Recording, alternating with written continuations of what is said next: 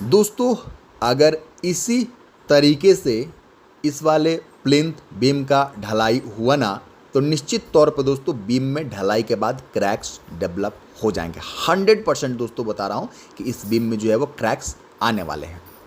तो अब बात कर लेते हैं कि समय रहते इसमें सुधार क्या किया जाना चाहिए और साथ ही साथ इसमें क्या गलती किया जा रहा है, बीम किस तरीके से बनवाना है ना, हर एक जानकारी आपको इस वीडियो में देने वाला हूँ। ठीक है, सबसे पहले देख सकते हैं ब्रिक वर्क किया गया है।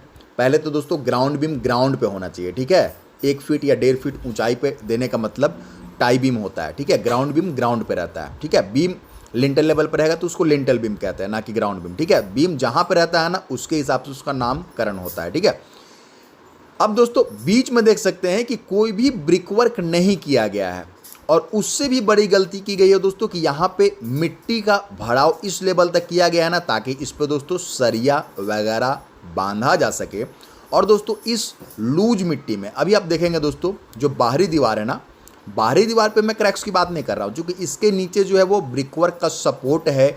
अगर इसके ऊपर दोस्तों बीम की ढलाई होती भी है ना तो ये ईंट का सपोर्ट बीम को दोस्तों इनिशियल स्टेज में पहले शटरिंग करते हैं, पहले कुछ दिन शटरिंग की आवश्यकता पड़ती है, क्योंकि बीम में उतना दोस्तों स्ट्रेंथ नहीं रहता है ना कि वो खुद के वजन को भी झेल ले। इसीलिए कम से कम दोस्तों आप देखते होंगे जो नॉर्मल बीम होते हैं दोस्तों कम से कम 7 दिन तक उसके नीचे जो है वो हम सपोर्ट लगा कर रखते हैं। साइड वाला सपोर्ट आप अगले दिन 24 घंटे के बाद निकाल सकते हैं, लेकिन नीचे में दोस्तों उसको सपोर्ट होना चाहिए, क्योंकि भार के वजह से, ग्रेविटेशन के वजह से दोस्तों वो नीचे की तरफ धंसना चाहता है। ठीक है, ऐसे में नीचे अगर सपोर्ट यहाँ पे दीवार है अच्छी बात है दोस्तों, लेकिन अंदर में देखेंगे तो सिर्फ लूज मिट्टी है। यहाँ पे भी दोस्तों अगर टाइट मिट्टी रहता है ना तो कुछ बहुत सोचा जा सकता था।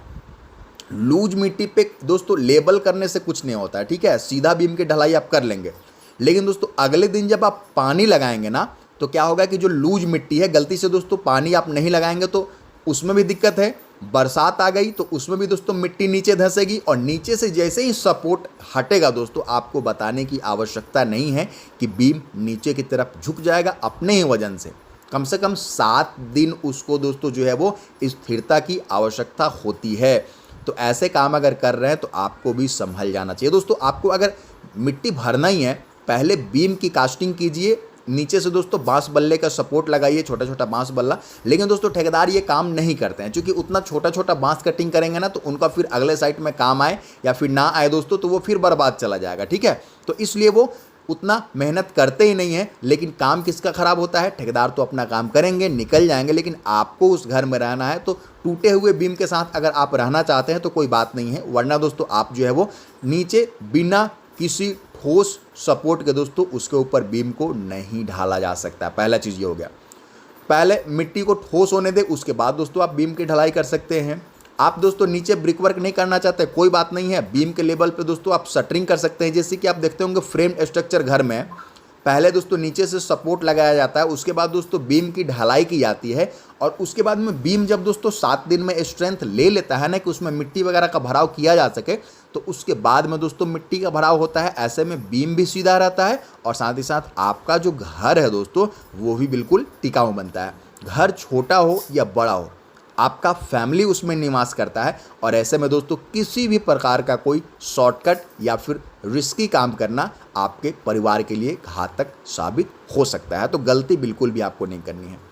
दूसरी चीज़ दोस्तों आप देख सकते हैं यहाँ पे जो कॉलम फुटिंग से निकाला गया है, आप देखेंगे इसका जो कास्टिंग का जो आप क्वालिटी चेक करेंगे ना, ये देखिए अब आपको शायद जानकारी हो गया होगा कि मिस्त्री और ठेकेदार इस साइट पे किस तरीके से काम कर रहे हैं। दोस्तों छोटा शटरिंग लगाना था, नहीं था, आप देख सकते हैं ईंट का दोस्तों शटरिंग बना करके जो है वो यहाँ पे ढलाई कर दिया गया है।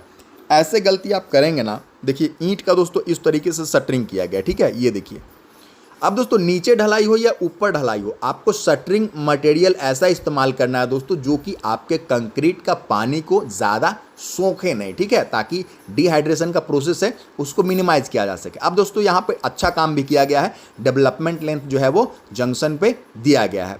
अब बात कर लेते हैं रिंग की। दोस्तों रिंग में आप देखेंगे ना दोस्तों ये देखिए, ये 6 mm वाला रिंग नहीं चलेगा, बिल्कुल भी नहीं चलेगा। ये 8 mm वाला रिंग चलेगा। दोनों को मिला करके यहाँ पे काम किया जा रहा है। दूसरा चीज़ दोस्तों ये जो हुक है 90 डिग्री पे है। ठीक है, ये 90 डिग्री पे है यहाँ पे दोस्तों लोड पड़ने पे इस तरीके से 135 डिग्री का जो हुक होता है ना, उसके खुलने का चांस कम रहता है। आपको दोस्तों कंपेयर करवा रहा हूँ दोनों को दोस्तों, अगर कंपेयर करेंगे ना आप समझ जाएंगे कि क्यों मैं बोलता हूँ कि 8 mm कम से कम और 135 डिग्री दोस्तों मुड़ा हुआ होना चाहिए। क्योंकि दोस्तों आप देख सकते हैं इस बीम को अगर नीचे दबाया जाए ना, आपको अगर मैं एग्जाम्पल के तौर पे समझा पाऊँ दोस्तों, इस तरीके से आप देख सकते हैं ये हुक का लगाने का भी तरीका होता है कि ऊपर में, लेकिन दोस्तों अल्टरनेट, ठीक है, इस तरीके से यहाँ पे होना चाहिए था, फिर अगला वहाँ पे होना चाहिए था, अगला यहाँ पे होना चाहिए था। इस तरीके से हुक दोस्तों अल्टरनेट होना चाहिए। और बीम के केस में सारे के सारे जो हुक है ना वो ऊपर की दिशा में होना चाहिए और अल्टरनेट होना चाहिए। क्यों होना चाहिए? क्योंकि दोस्तों बीम पे अगर लोड पड़ता है ना तो आप देख सकते हैं ऊपर वाला पार्ट सिकुड़ रहा है, तो आपका दोस्तों ज्वाइंट ऊपर में रहेगा।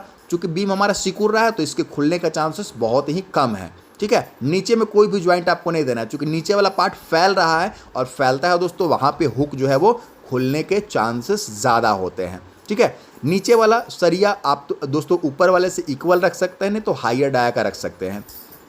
आपको दोस्तों एक जो सेंटर टू सेंटर डिस्टेंस लेना है दोस्तों, आप 6.5 इंच का दोस्तों जो है वो बीम के केस में ले सकते हैं। लेकिन दोस्तों आपको ध्यान देना होगा ना, इस तरीके से दोस्तों आपको जो है वो, आपको मैं बता दूं यहाँ पे कॉलम के नज़दीक में यही स्पेसिंग जो है वो 4 इंच की हो जाएगी, ठीक है। आप लॉन्ग वीडियो में जिसमें दिखाया गया है स्पेसिंग वगैरह पूरा मेजरमेंट करके दिखाया हूँ दोस्तों, उस वीडियो को भी देख सकते हैं और चैनल को सब्सक्राइब कर लीजिए ताकि कोई भी अपडेट आप मिस ना करें, ठीक है। और इस तरीके की गलती अगर आपका ठेकेदार कर रहा है दोस्तों, आप यकीन मानिए गलती ठेकेदार का भी नहीं है, वो अपना पैसा बचा रहा है, लेकिन दोस्तों गलती आपका है कि आपको जानकारी अगर नहीं है तो आपके साथ दोस्तों कोई गलत कर रहा है, ठीक है। तो इससे आप बचें, चैनल को सब्सक्राइब करके दोस्तों। और मास्टरिंग आपको जरूर से कॉलम में बंधवा लेना है ढलाई से पहले, ठीक है। और बीम के इस तरीके से कास्टिंग हुई तो आपको मैंने पहले ही बता दिया है कि दिक्कत हो जाएगी। चैनल को सब्सक्राइब कीजिए। नमस्कार, धन्यवाद।